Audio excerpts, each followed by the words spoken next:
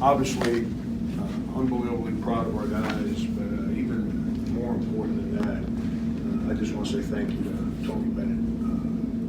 He's one of the classiest people in the world, let alone coaching. And because of the history of our school, in my 8 years, I've been trying really hard to schedule ACC schools.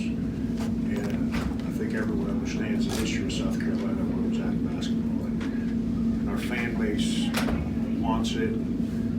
Give Tony credit. He signed up for it and he was willing to do it and gave us the opportunity to come in here and play. He gave us obviously a home game last year. So we're trying to build our program, given that opportunity by this university. Kudos to him.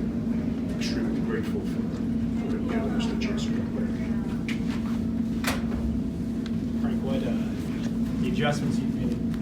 The adjustments you made from Houston to Clemson and here to, how much of that did you keep, and how much of that is just how much was this game an extension of those moves you made just a week and a half ago? I told you guys, and I said it in a joking manner, but I kind of meant it. You know, we've played like a football team for 3 straight weeks, Sunday, Sunday, Sunday. So we've had unbelievable amount of time to kind of change some things around and really, really self-evaluate. And I'm not telling you I've made the right moves. I think our kids have, their spirit is really in a really, really good place, and they're committed to what we're trying to do. We got 6 days to prepare for this game. And we did things a lot, very similar to what we did at Clemson. Offensively, made some adjustments on a couple little things to try and attack Virginia because they're so difficult to score on. And our guys executed. Outside for that segment, I don't know, about 14 minutes to go in the game or so, well, we just created pandemonium. They forced us into trouble. They guarded it. Outside of that segment, offensively, I thought we played really, really well, which allowed us to play halfway decent defense. Ball pressure helped leading to 19 turnovers. What did you like that you were doing there, and particularly with Kihei Clark forcing 7 from him? What was the approach there?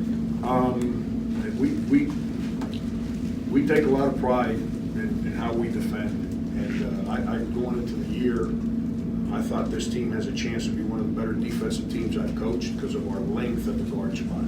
We've got a lot of really, really AJ's in the 6'6" range. Jair Bolden's in the 6'3" range, but he's 6'6" lengthwise. Cousinard is same thing, long, we're long. Jair's 210 pounds. Cousinard's just big, strong dudes, which when you're long like that on the perimeter gives you a chance. And now we've got Keyshawn Bryant back in there, which gives us a high, what's the word I want to use here? High IQ athlete that makes our defense even a little bit better with his athleticism and his length and his instincts. So, that's just like Tony. We spent a lot of time trying to defend. We defend differently, but we try to. It's funny because we're trying to keep the ball out of the paint, and so's he, and we just go about it different ways. And we obviously did a pretty good job of that today. Frank, what did you see out of Jair today? And is he kind of morphing into the player you thought he would be maybe in the preseason? Yeah, I mean, he could have pouted. I moved him off the point after the Houston game, and he could have done. A lot of kids in today's day and age, when you change their responsibility, they hang their head, they mope, they pout. It takes 2 weeks to get them back on board with what you're doing. Give him a lot of credit. He never pouted. He came in to see me. I'm not big on chasing kids around to force them into what I'm trying to tell them to do. He came in to see me after the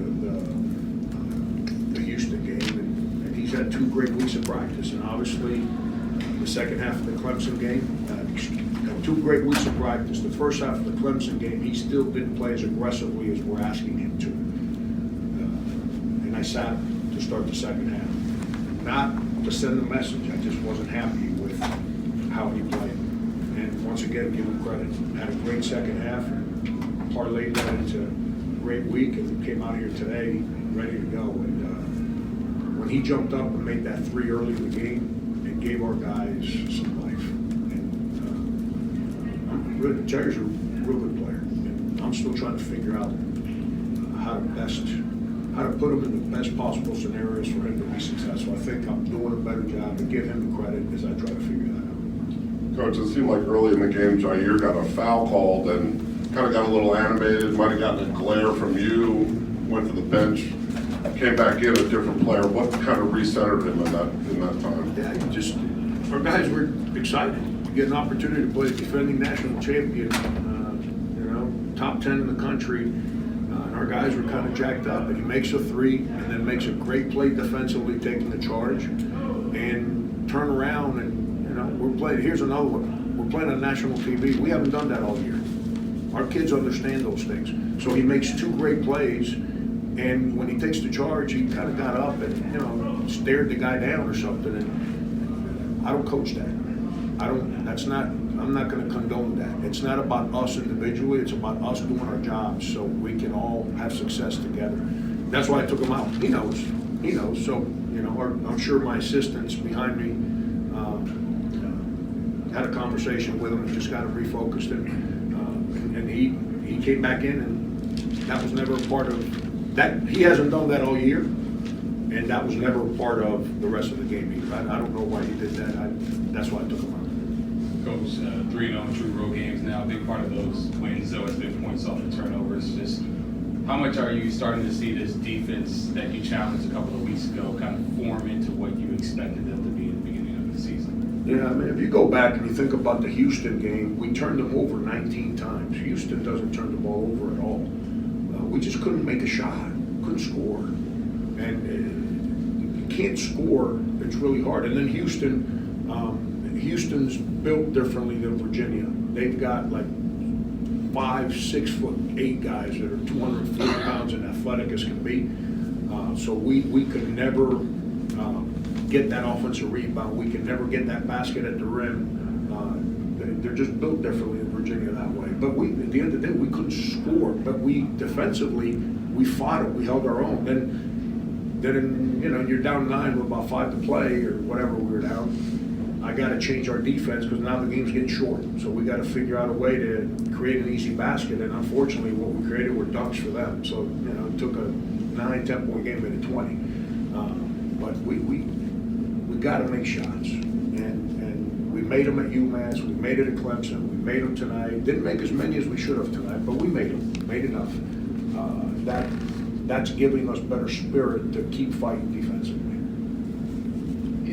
You touched on defensively. Y'all had season high 14 steals today. A bunch of those, especially in the first half, seemed to come from a defender off the ball coming and pickpocketing. I mean, is that something you saw in a scouting report, or is that just kind of the way it happened? And also, who did have the scout for this game? Barry Clark had the scout, and Tony's their offensive system puts a lot of pressure on your weak side help because the ball's always in the middle of the floor, and there's constant screening going on both sides. So if you're trying to deal with a screen on one side and they pass it to the other side, the guy that was on the right side of the floor, because of the way I'm pointing, I guess,